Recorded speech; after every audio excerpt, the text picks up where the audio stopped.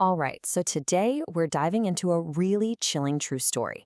This was actually sent in by one of our subscribers, a guy named Sahil. And it's one of those stories that starts out so simple, just a road trip with friends, but it spirals into something that completely blurs the line between what's real and what's a nightmare. What they went through on that mountain road would change everything for them. So, that quote? That's straight from Sahil himself. Think about it.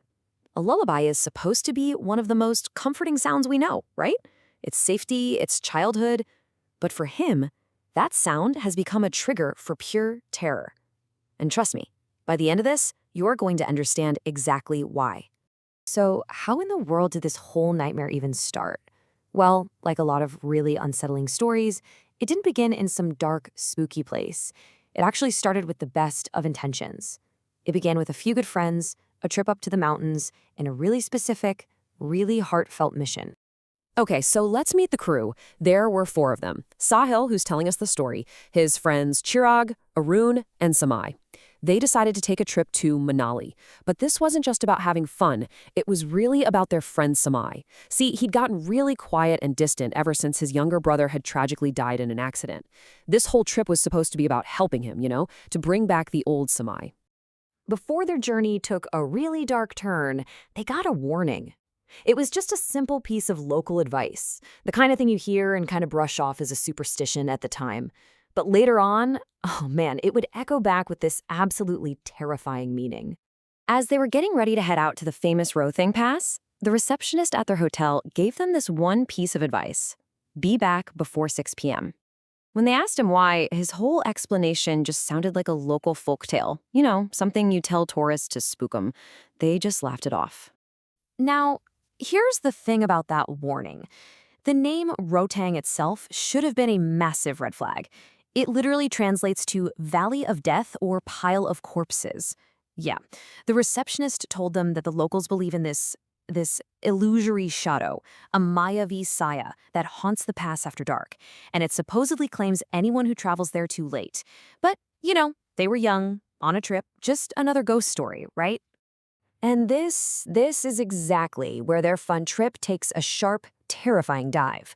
On the way back from the pass, trapped in the pitch-black darkness and thick fog, they drove straight into a living nightmare. They ended up leaving the pass way late, around 5 p.m., By 9:15, the fog was an absolute wall. They were crawling at just 30 kilometers an hour. Then, around 9:30, they pass a milestone, Manali 28 km. Sahil spots a man just sitting on it, which is bizarre because it's freezing and the guy's only wearing a dhoti. But the truly insane part? 20 minutes later, after driving continuously, they saw the exact same stone. Same distance, same man. I mean, just think about that. You've been driving for 20 minutes straight. Even slowly, you should have covered a few kilometers, for sure. But nope, they were right back where they started. That initial confusion quickly turned into this cold, creeping dread. Did they take a wrong turn? Were they just driving in circles? Or was something else, something impossible, at play? And this is where it gets absolutely bonkers. As they started talking, trying to make sense of it, they realized something was deeply, deeply wrong. See, Sahil saw the man in the dhoti. But Chirag, he was insisting he saw a little girl holding a toy. And Arun, who was driving, was adamant he saw a black horse standing by the stone. They had all seen the same milestone at the same time, but each saw a completely different figure next to it.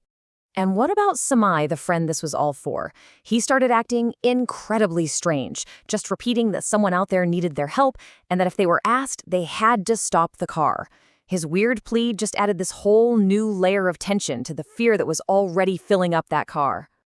Just when they thought things couldn't possibly get any stranger, the weird illusion of the milestone gave way to a direct, heart-stopping confrontation.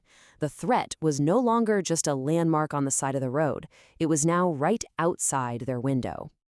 Can you even imagine the pure terror of hearing those words from the person driving the car? Arun, trying his best to hold it together, told everyone to keep looking forward, warning them that someone or something was keeping pace with them. And get this, they had sped up a bit. The car was moving at 40 kilometers per hour now. It's not crazy fast, but it is way, way faster than a person can just walk. So whatever was out there was completely defying logic. When they finally dared to peek, they saw him. A boy, maybe 15 years old.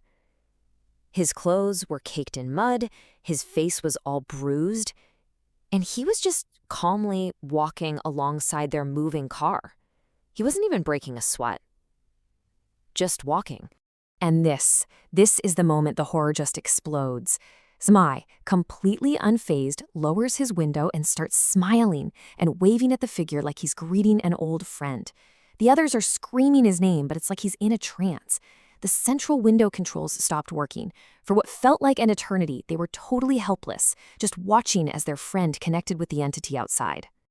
They somehow broke free from that time loop, finally reaching the hotel around 2 in the morning.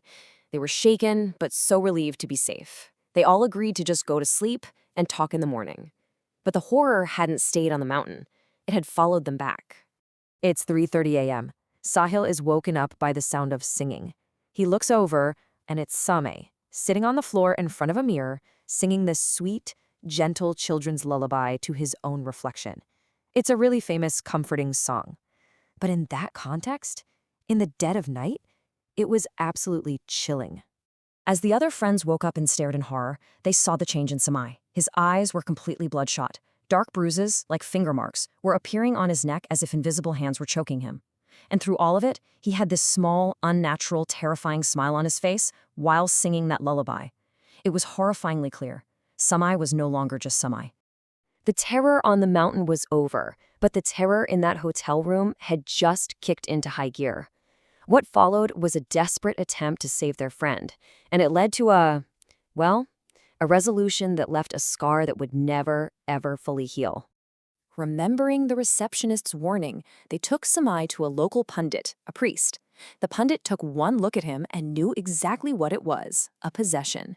He explained that a malevolent spirit had likely used Samai's grief, mimicking the form of his dead younger brother to gain access. After performing a ritual, Samai violently vomited this thick, black substance, and just like that, the ordeal was seemingly over. And this brings us right back to where we started. The good news is Samai is totally fine today. He has zero memory of anything that happened. But for Sahil, our narrator, the terror never really went away. The memory of that lullaby haunts his dreams, a constant, chilling reminder that sometimes the deepest scars aren't the ones you can see. Before Samai passed out that night, the entity speaking through him asked his friends this final, chilling question with a child's innocence. It leaves us with this terrifying thought. That spirit wasn't just some random shadow on a mountain. It was looking for an invitation. And it really makes you wonder, if you heard that knock, what would you do?